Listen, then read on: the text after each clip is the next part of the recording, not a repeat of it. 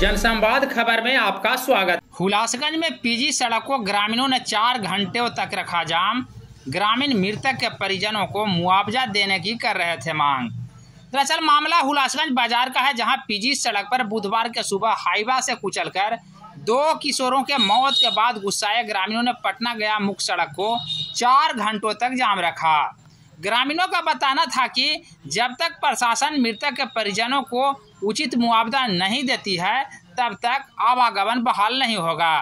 बता दें कि ट्रक से कुचलकर कोकरसा निवासी रोशन कुमार एवं अनिकेश कुमार की घटनास्थल पर मौत हो गई थी, जिसके बाद गुस्साए ग्रामीणों ने सड़क को जाम कर दिया था। बता दें कि रोशन अपने घर का कमाऊ सदस्य था।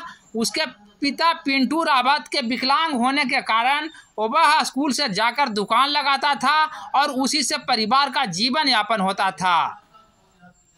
बुधवार को इतनी बड़ी विभत्स घटना हुई है, इस घटना को लेकर आप क्या कहेंगे? बिल्कुल यह घटना निंदनीय है। बिहार भ्रष्टाचार की गंगोत्री में डूबी है। ट्रैफिक सिस्टम गलत है, यहाँ का बहुत सारा सिस्टम गलत है। इतना निंदनीय है, जिस व्यक्ति का बच्चा मरा होगा, आप सोच लीजिए, उसका डेड बॉडी का भी पता नहीं है।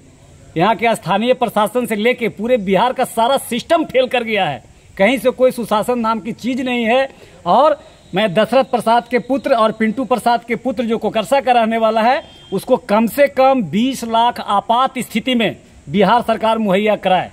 चूंकि बिहार सरकार ये भी कहती है कि ये गरीबों की सरकार है, SC ST अति पिछड़ों की सरकार है, अति पिछड़ा का बेटा मरा है। ये कोई राजनीतिक बात नहीं है। गरीब को देखने वाला कोई नहीं है बिहार के अंदर में। भगवान भरोसे चल रहा है बिहार।